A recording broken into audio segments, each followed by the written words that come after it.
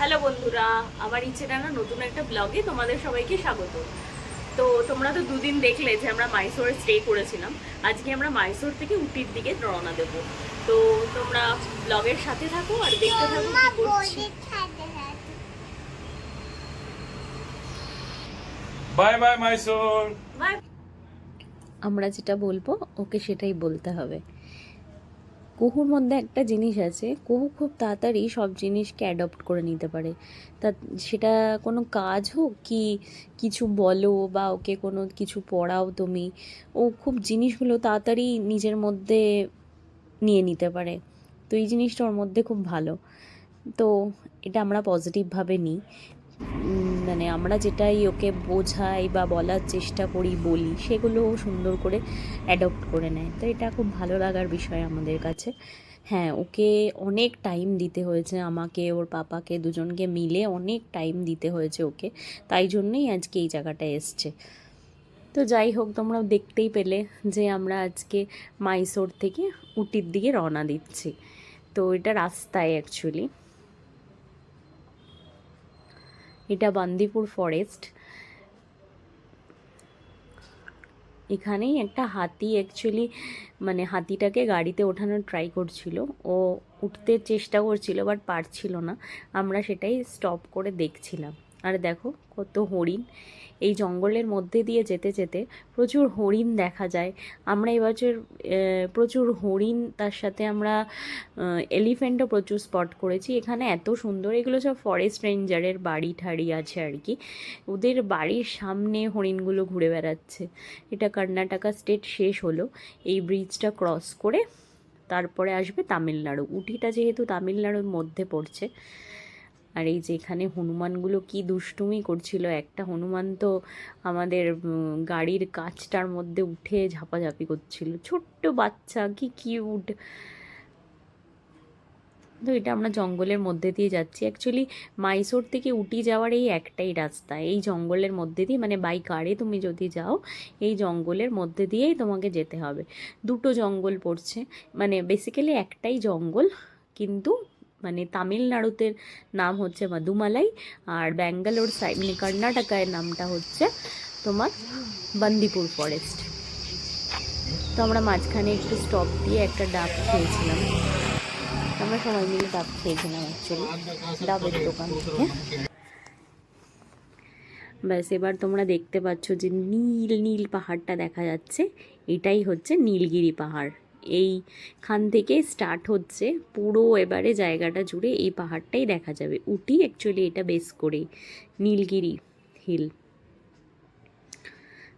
আর সত্যি নামটা হয়তো ওই জন্যই দেয়া, দূর থেকে দেখো গাছগুলো তো সবুজ বলো, কিন্তু দূর থেকে দেখতে মনে হচ্ছে পুরো নীল, তাই জন্য কি সুন্দর লাগছে দেখতে। আর উটিতে যাওয়ার জন্য এই রাস্তাটা দিয়ে যেতে হলে 36টা হেয়ারপিন বেন্ড আছে আর কি। এই যে যে এক একটা বেন্ড আমরা ক্রস করে আসছি দেখো, ওখানে লেখা থাকবে, প্রত্যেকটা বেন্ডের কাছে লেখা থাকে।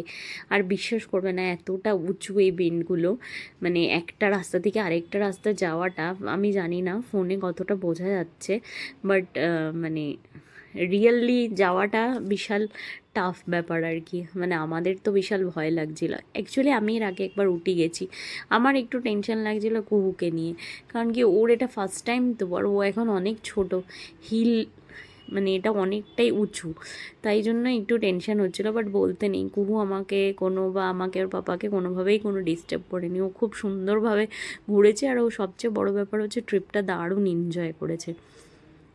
আর পাহাড় নিয়ে আর কি বলবো বলো, চারিদিকে দেখলেই মন মুগ্ধ হয়ে যায়।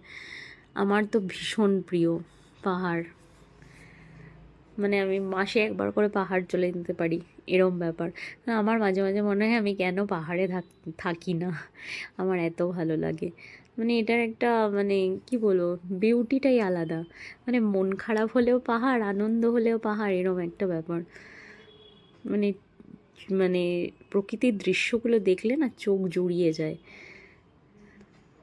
হ্যাঁ, এটা আমি ফাস্ট ফরওয়ার্ড করেছি, তোমরা হয়তো সেভাবে অত সুন্দরভাবে বুঝতে পারছো না ফাস্ট ফরওয়ার্ড না করলে। আর এই বাড়িটা দেখো, এই বাড়িটা পুরো ব্যাকা করে বানানো, মানে প্রথমের দিকটা উঁচু আর নিচ মানে যত আস্তে আস্তে সেটা ঢালু হয়ে যাচ্ছে, মানে পাহাড়ের ইয়েতেই বানানো বেসিক্যালি, যাতে বৃষ্টির জল ফল ঘরের ভেতর না ঢুকে যায়। মানে ফোনে অতটা বোঝা গেল না, বাট এমনি সত্যিকারে দেখলে বুঝতে পারতে এত সুন্দর। আর এটা একটা জায়গায় আমরা স্টপ নিয়েছিলাম, দেখো কত নিচ দিয়ে গাড়িটা যাচ্ছে।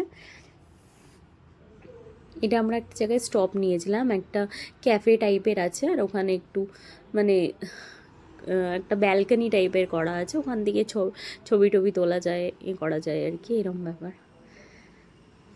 ওটা উটির মেন প্রপার ছিল।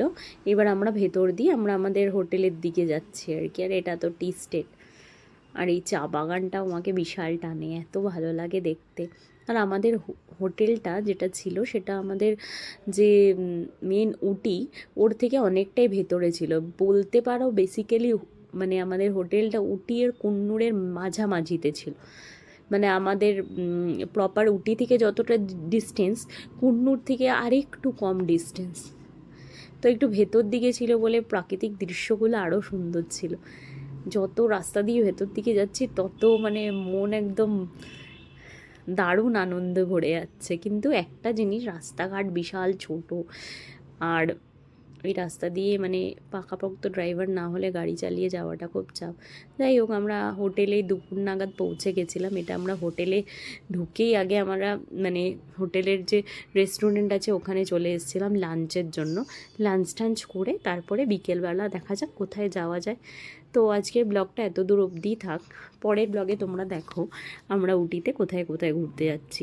আমার চ্যানেলটাকে অবশ্যই সাবস্ক্রাইব করো, আর আমার ফেসবুক পেজটাকেও ফলো